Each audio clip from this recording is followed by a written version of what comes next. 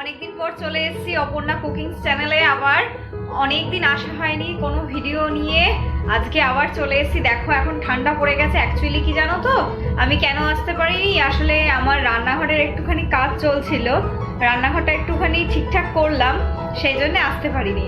আজকে অনেকদিন পরে এসেছি, এই তো দেখো চলে এসেছি। আজকে আমি রান্না দেখাবো, ঠিক আছে? আজকে তোমাদেরকে আমি ফুলকপির পকোড়া দেখাবো।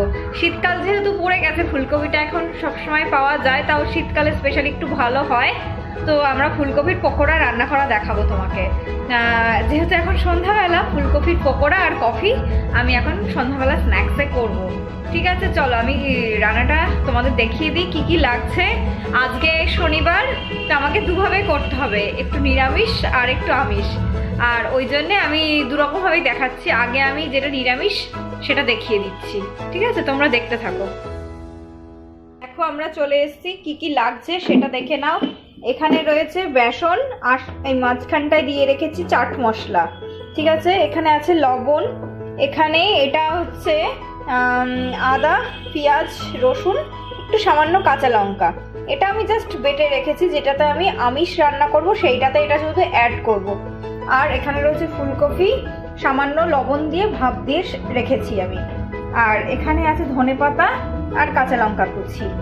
আর মশলার মধ্যে আমি গোলমরিচ ইউজ করছি, আর ম্যাজিক মশলা আর শাহি গরম মশলা। এইটা দিয়ে আমার ফুলকপির পকোড়াটা হয়ে যাবে। চলো এবার আমি এটা শুরু করছি, ঠিক আছে? এই যে গ্যাস অন করে দিয়েছি, এবার আমি তেল দিয়ে দিচ্ছি।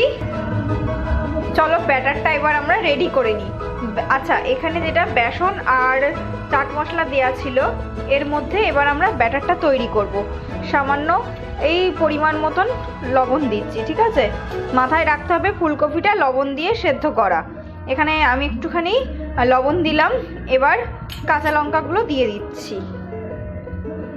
কাঁচা লঙ্কা দিলাম, লবণ দিলাম, আর তারপরে একটু ধনেপাতা দিচ্ছি।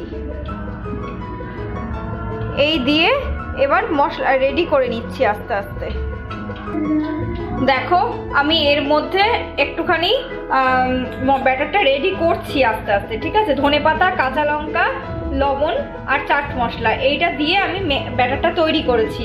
এবার আমি এর মধ্যে অল্প একটু গোলমরিচ গুঁড়ো দিচ্ছি। এই যে আমি এটার মধ্যে গোলমরিচের গুঁড়োটা একটুখানি ছিটিয়ে দিলাম, ঠিক আছে? তারপরে আমি এর মধ্যে একটুখানি শাহি গরম মশলা অ্যাড করছি, যেহেতু এটা ভেজ হচ্ছে সেই জন্যে, ঠিক আছে? দেখো শাহি গরম মশলা আর গোলমরিচ গুঁড়োটা আমি দিয়ে দিয়েছি। দিয়ে এবার আমি এটা খানিকটা নেড়ে নিলাম, মিক্সড করে নিচ্ছি। ব্যাটারটা রেডি। এবার আমরা একটা একটা করে ফুলকপিগুলো যেহেতু ভাপ দিয়ে নেওয়া আছে, তো কোনো টেনশন নেই, ঠিক আছে? তা আমাদের সেদ্ধ হওয়ার সেরকম কোনো ব্যাপার নেই, এটা সেদ্ধ করাই প্রায়। তো আমরা এটাকে এইভাবে ব্যাটারের মধ্যে ডুবিয়ে নিয়ে তেলটা দেখতে হবে গরম হয়ে গেছে নাকি। তেলটা যদি গরম হয়ে যায় তাহলে তেলের মধ্যে দিয়ে দেবো, ঠিক আছে? এই যে দেখো কড়াইয়ে কাছে চলে এসেছি, তেলটা প্রায় গরমের মধ্যেই হয়ে এসছে। তো আমরা এটা তেলের মধ্যে দিয়ে ভেজে নেব।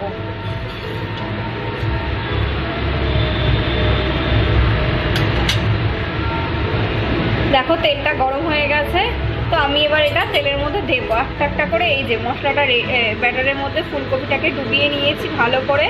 এবার আমরা ধনেপাতা পাতা সব দিয়েছি, বেশ সুন্দর দেখতেও হয়েছে। এইটাকে তেলের মধ্যে একটা একটা করে চামচে করে ছেড়ে দেবো। দেখো আমি তেলের মধ্যে দিয়ে দিয়েছি। এটা কিন্তু ভেজটা হচ্ছে, ঠিক আছে? ভেজটা হয়ে যাওয়ার পরে, আচ্ছা গ্যাসটা কিন্তু একটু কমিয়ে দিতে হবে, ঠিক আছে? নাহলে এই যে আমার হলো এটা একটুখানি তেতে গেছিলো বেশি, সেই জন্যে পোড়া পোড়া মতন ফার্স্টেই হয়ে গেল।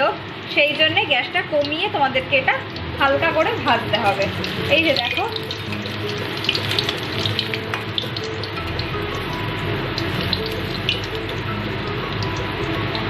পকোড়াটা ভাজা হোক। দেখো আমার এই পকোড়াগুলো সব ভাজা হয়ে গেছে, ঠিক আছে? দেখো এটা কিন্তু ভেজ পকোড়াটা রেডি। তো আমি এবার ভেজ পকোড়াটা এইখানেই সাইড করে রেখে দিচ্ছি, ঠিক আছে?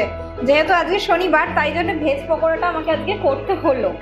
আর ভেজটা বাদে এবার আমরা যেটা মানে পেঁয়াজ দিয়ে যেটা করব সেটা রেডি করে নিয়ে, যে ব্যাটার কিছুটা রেখে দিয়েছি আমি।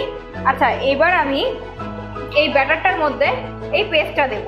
এর মধ্যে সামান্য আদা, লঙ্কা আর একটু রসুন বাটা আছে, আর টমেটো সামান্য অল্প।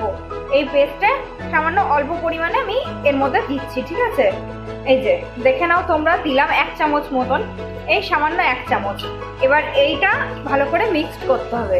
মিক্সড করে নিয়ে তারপর এর মধ্যে ফুলকপিগুলো একটা একটা করে দিতে হবে, দিয়ে তারপর আবার ভেজে নিব। এই যে ব্যাটারটা আবার রেডি হয়ে গেল আমাদের। এবার এর মধ্যে সামান্য একটু আমরা ম্যাজিক মশলাটা আগে দেখিয়েছিলাম দেব, কিন্তু তখন দিইনি। আর এবার এই ম্যাজিক মশলাটা অল্প করে দেব, দিয়ে দিয়েছি দেখো অল্প সামান্য পরিমাণ। এবার এটা আরেকবার মিক্স করে নিচ্ছি।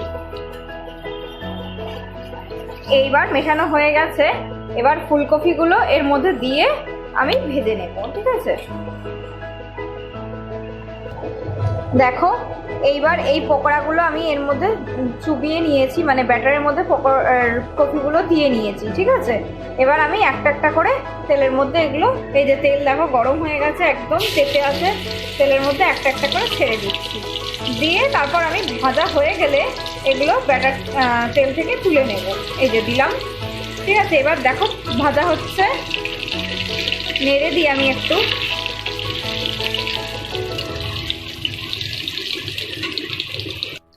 দেখো আমি তেল থেকে এই পকোড়াগুলো সব তুলে নিয়েছি। পকোড়াগুলো আমার একটুখানি বেশ তেতে তেতে গেছে, মানে একটু পুড়েই গেছে বলতে পারো, খুব একটা ভালো হয়নি। তো আজকে ফার্স্ট টাইম এটা আমি চেষ্টা করেছিলাম। তোমরা যদি পারো বাড়িতে ট্রাই করো, কেমন হয়েছে তোমরা আমাকে জানাবে, ঠিক আছে?